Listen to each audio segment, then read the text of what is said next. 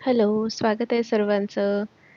Actually आज जे मी तुम्हाला टायटलमध्ये दिसलं असेल, की एकाच मिश्रणाचे 2 पदार्थ म्हणजेच आपण पालक पराठा आणि पालक पुरी एकाच मिश्रणापासून करणार आहोत. तर मी नेहमी या पद्धतीने करते, एकदा करून बघा. त्यासाठी पालक घेतली आहे आणि अद्रक, लसूण, मिरची आणि थोडासा सांबार घेतला आहे. ते सगळं मिश्रण आपल्याला बारीक करून घ्यायचं आहे.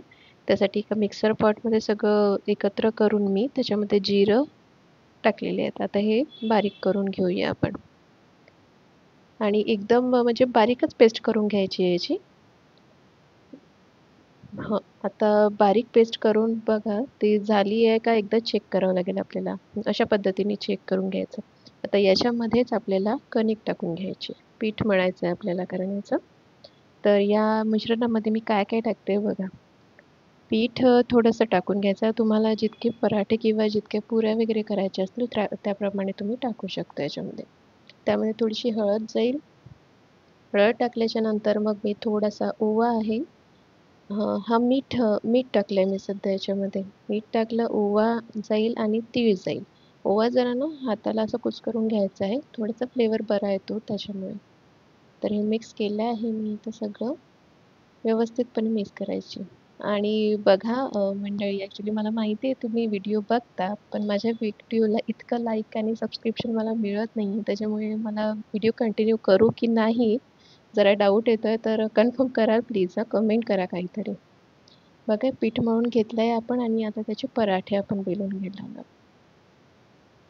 बघा तुम्ही साधे पण पराठे करू शकता किंवा मी म्हणजे त्रिकोणी पराठा आपला जो करतो आपण तेलाचा पराठा त्या पद्धतीने मी करून घेतलेला आहे. आणि जर बहुतेक जण असा करतात, की काही ते बारीक चिरून वगैरे करतात ना.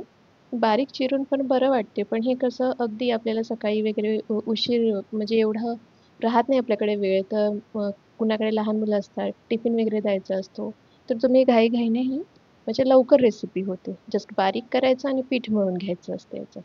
तर बघा हा पराठा मी रेडी करून घेतलाय. व्यवस्थितपणे भाजून घ्यायचा याला.